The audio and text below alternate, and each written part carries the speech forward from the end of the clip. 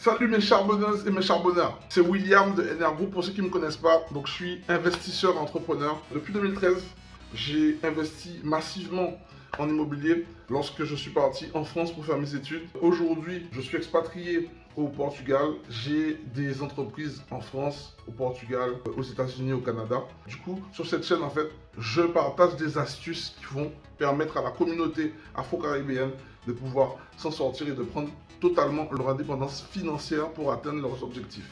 Dans cette vidéo, on va voir en fait le plus gros problème qui ternit vraiment notre communauté. Souvent, les personnes n'aiment pas payer. Surtout lorsqu'ils savent qu'ils ont un ami qui lance un business ou qui lance un projet. Dans la communauté black, je le cite, dans la communauté black, les gens n'aiment pas payer. Ils aiment toujours avoir des services gratuits, avoir des choses. Ils ne veulent pas aider en mettant leur contribution pour aider justement cette connaissance à développer son business. Ils vont passer par la porte de la gratuité et tout ça. Alors que dans d'autres communautés, dès qu'ils voient qu'un membre de la communauté veut lancer un business, ils iront tous manger chez lui et vont payer leur place. Ou ils vont tous prendre un produit chez lui pour l'aider à lancer son business. Ça se fait chez les Chinois, ça se fait chez les Syriens, ça se fait chez les Indiens. C'est comme ça que ça marche. C'est comme ça en fait que ça leur permet de lancer un business. Autre chose que j'ai remarqué, c'est que dans ces communautés-là, en fait, parler d'argent, c'est pas tabou. Alors que chez nous, nous les Noirs, là, dès qu'on parle d'argent, on dirait qu'on a blasphémé. On peut parler d'argent sans pour autant vouloir tuer quelqu'un pour gagner son argent ou sans pour autant vouloir arnaquer quelqu'un pour pouvoir faire de l'argent et s'enrichir. Ok? Et je pense qu'il y a de l'amalgame parce que les personnes ont mal interprété les récits de la Bible. En aucun cas, la Bible interdit de s'enrichir, surtout si tu t'enrichis de façon légale et en plus que tu apportes du travail à ta communauté. Je pense que notre plus gros problème vient de notre instruction. Pas de notre instruction, de l'éducation, de ce que nous apprend l'école. Encore que l'école, je traiterai ce sujet sur une autre vidéo. Là, je parle vraiment de notre éducation financière. On ne s'instruit pas assez. Et à tel point que quand je suis parti en France pour mes études, j'ai vu la communauté chinoise réussir. J'ai vu la communauté indienne réussir, les Pakistanais.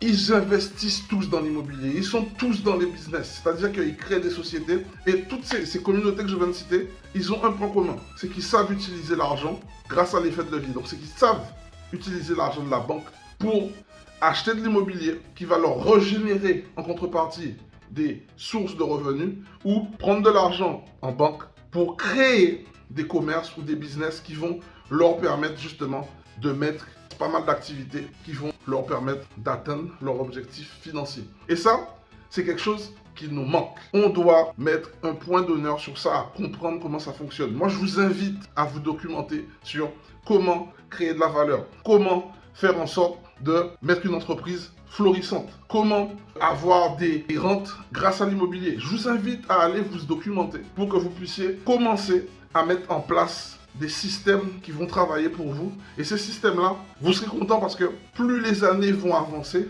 plus ces systèmes-là vont se renforcer parce que le crédit va diminuer et ces biens-là vont vous apporter encore plus de cash flow. Avec ce cash flow que vous allez obtenir, vous allez pouvoir soit aider vos enfants en finançant les études qu'ils veulent faire, ou soit investir dans des boîtes ou dans des entreprises que vos enfants veulent créer. Et vous verrez que tout de suite, la génération future de la communauté afro va déjà commencer par arriver sur un autre niveau. Ils seront à l'équilibre. Et là, je pense que ça, c'est un devoir. Ça fait partie de nous.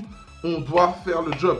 D'ailleurs, c'est important et c'est pour ça que j'en parle tous les dimanches. Si ça t'intéresse de savoir comment créer des systèmes qui vont te permettre soit d'obtenir des rentes ou des systèmes qui vont te permettre de savoir comment utiliser le crédit pour mettre en place société, pour créer des activités ou même comment faire en sorte de mettre sur pied une entreprise florissante et que tu puisses justement profitable dès le premier jour, forme-toi. Je t'invite à te former, que ce soit avec moi, que ce soit avec quelqu'un d'autre. Forme-toi car le savoir est une arme. Et tant qu'on va refuser de s'instruire, on sera toujours dernier.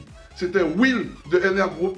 J'espère que cette vidéo t'a plu. Si cette vidéo te parle ou que tu penses qu'elle va répondre à un besoin potentiel dans la communauté, fais-la tourner. Et surtout, mets-moi un pouce bleu pour permettre à l'algorithme YouTube de pouvoir mieux référencer notre vidéo parce qu'on mérite mieux entendu pour toute cette valeur qu'on apporte à la communauté. Sur ce, je te souhaite le meilleur pour ta réussite.